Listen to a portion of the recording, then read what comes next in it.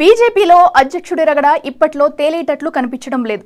RSS non RSS నేతల మధ్య అధ్యక్ష కుర్చీ కుంపటి రగులుతూనే ఉంది. గెలిచిన 8 మంది ఎంపీలలో 2 తప్ప అందరూ నాన్ ఆర్ఎస్ఎస్ హిందుత్వ నేతలే. ఆ 6 కొన్నేళ్ల క్రితం బీజేపీ తీర్థం పుచ్చుకున్న సీనియర్లే. ఇప్పుడు పార్టీ ప్రెసిడెంట్ పదవి కోసం వారి మధ్య ప్రచ్ఛన్న యుద్ధం నడుస్తుంది. మరి అధ్యక్ష పీఠంపై రగులుతున్న మంటలపై అధిష్టానం మరిన్ని నిప్పులు పోస్తుందా, లేక నీళ్లు జల్లి చల్లార్చుతుందా?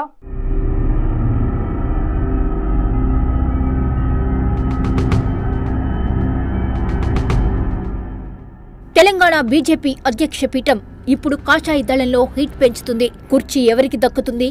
పీఠం ఎవరెక్కుతారు? ఎక్కినా ఎన్నాళ్లుంటారు? ఎక్కేవారు ఆర్ఎస్ఎస్ నేత, నాన్ ఆర్ఎస్ఎస్ నాయకుడా?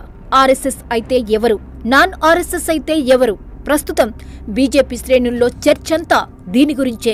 గతంలో తెలంగాణ బీజేపీలో పలువురు అసంతృప్తి నేతల తీరు కారణంగా పార్టీ అధ్యక్షుణ్ణి మార్చి కొత్త అధ్యక్షుణ్ణి నియమించాల్సి వచ్చింది. అయినా బీజేపీలో అసంతృప్తి జ్వాలలు చల్లారినట్లుగా కనిపించడం లేదు. పార్టీ అధ్యక్షుడిగా ఉన్నప్పుడు బండి సంజయ్ తీరు నచ్చని కొందరు నేతలు అధిష్టానానికి చేసిన వరుస ఫిర్యాదులతో ఆయన్ని మార్చారు. అయితే ఆ తరువాత కొత్త అధ్యక్షుడు కిషన్ రెడ్డి వచ్చినా కూడా నేతలు ఇమడలేకపోవడంతో హైకమాండ్ తల పట్టుకున్న పరిస్థితులు సైతం ఉన్నాయి.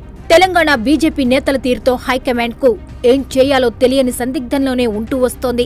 ఆ తర్వాత కొత్త నేతలంతా రహస్యంగా భేటీ అయి రాజీనామాలు చేయటం, కొందరు పార్టీని వీడటంతో బీజేపీలో రచ్చ మొదలైంది. అధిష్టానం ఎంత ఫోకస్ పెట్టినా పార్టీని వీడే నేతలను ఆపలేకపోయారు. ఆ క్రమంలో పలువురు కీలక నేతలు కాంగ్రెస్ తీర్థం పుచ్చుకున్నారు. ఎన్నికలకు ముందు ప్రజలకు ఇచ్చిన 6 గ్యారంటీల హామీలను అమలు చేస్తూ ప్రజాపాలనలో కాంగ్రెస్ పార్టీ దూసుకుపోతుంటే అందుకు భిన్నంగా బీజేపీ, బీఆర్ఎస్ పార్టీల పరిస్థితి కనిపిస్తోంది. బీజేపీలో కొత్త పాత నేతలు గ్రూపులుగా ఏర్పడటం ఆ పార్టీ పెద్దల్ని కలవరపెడుతోంది. పలువురు కొత్త నేతలకు పార్టీ పదవుల విషయంలో ప్రాధాన్యతనిచ్చినా నాన్ బీజేపీ నేతలంతా అసంతృప్తితో కనిపిస్తుండడం ఇప్పుడు బీజేపీలో గందరగోళం సృష్టిస్తోంది. ఇదంతా హైకమాండ్ దృష్టికి వెళ్లి దానిపై ఇప్పటికే కేంద్ర పెద్దలు స్టేట్ లీడర్షిప్ ను ఆరా తీసింది. అసెంబ్లీ ఎన్నికల సమయంలో ఇలాంటి గందరగోళ పరిస్థితులు పార్టీకి తీవ్ర నష్టాన్ని మిగిల్చాయని, మళ్లీ ఇప్పుడు ఈ గందరగోళానికి కారణమేంటనే కోణంలో రాష్ట్ర నేతలను ఆరా తీసినట్టుగా తెలుస్తోంది. ఇక బీఆర్ఎస్ లోనూ అదే తతంగం నడుస్తోంది. గెలిచిన ఎమ్మెల్యేలంతా వరుసగా కాంగ్రెస్ కండువా కప్పుకుంటుండటంతో బీఆర్ఎస్ మనుగడే ప్రమాదంలో పడింది. బీఆర్ఎస్ ను పూర్తిగా ఖాళీ చేసి రాష్ట్రంలో కాంగ్రెస్ కు ఏకైక ప్రత్యామ్నాయంగా మారాలని భావిస్తున్నారు బీజేపీ పెద్దలు. అయితే పార్టీలో జరుగుతున్న కొత్త పాత రచ్చ వారికి తలనొప్పిగా మారింది. అదలా ఉంటే అసలు బీజేపీ పాత నేతలు ఎవరున్నారు? ఆర్ఎస్ఎస్ బ్యాక్గ్రౌండ్ ఉన్న నేతలెంతమంది ఉన్నారు?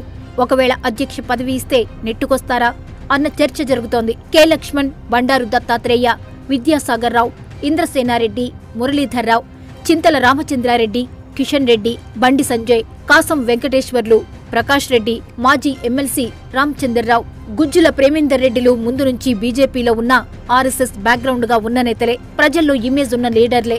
అయితే వారిలో ఎవరికో ఒకరికి అధ్యక్ష పదవి ఇస్తే పార్టీని అనుకున్న లక్ష్యానికి చేరుస్తారన్న నమ్మకం బీజేపీ కేడర్లోనే కనిపించడం లేదు.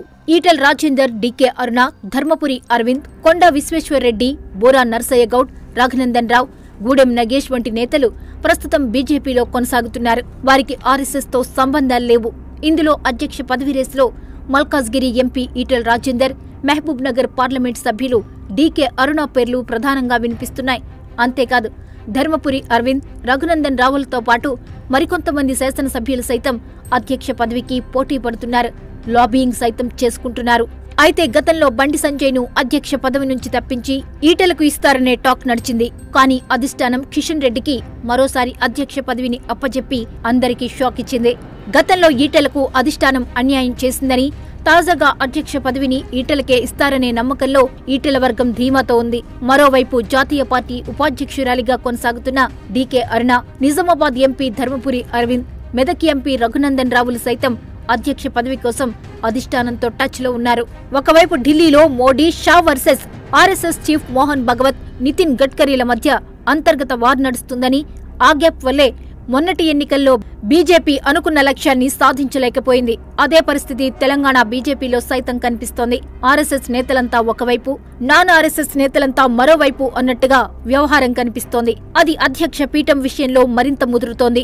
గతంలో కూడా కోమటిరెడ్డి రాజగోపాల్ రెడ్డి, జితేందర్ రెడ్డి, ఎన్ఎం శ్రీనివాస్ రెడ్డి, విజయశాంతి, వివేక్ వెంకటస్వామి, ఏనుగు రవీందర్ రెడ్డి, మధుసూదనాచార్యుల విషయంలో కూడా పాత నేతలంతా గుర్రుగా ఉండి టార్గెట్ చేసి విమర్శలు చేసేవారు.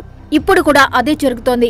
ఇతర పార్టీల నుంచి వచ్చిన నేతలను పార్టీ పాత నేతలు టార్గెట్ చేస్తున్నారు. అధ్యక్ష పదవి గనక కొత్త నేతలకు ఇస్తే సహించేది లేదని సంఘ్ నేతలు తేల్చి చెబుతుండటంతో అధ్యక్ష పదవి ఖచ్చితంగా ఆర్ఎస్ఎస్ బ్యాక్గ్రౌండ్ ఉన్న నేతలకే వస్తుందన్న ప్రచారం జరుగుతోంది. రాష్ట్రంలో నెక్స్ట్ అధికారం తమదేనని, ఖచ్చితంగా కాంగ్రెస్ కు ప్రత్యామ్నాయం తామే అని జబ్బలు చరుచుకుంటున్నారు బీజేపీ నేతలు. దక్షిణాదిలో రామరాజ్యం వస్తుందని హిందుత్వ సెంటిమెంట్ రగిలించే ప్రయత్నం చేస్తున్నారు. అసెంబ్లీ ఎన్నికల్లో మిషన్ 90, లోక్సభ ఎన్నికల్లో డబుల్ డిజిట్ లక్ష్యాలను అందుకోవడంలో బీజేపీ విఫలమైంది. ఆ క్రమంలో తెలంగాణ ప్రజలు బీజేపీని ఎందుకు నమ్మలేదు?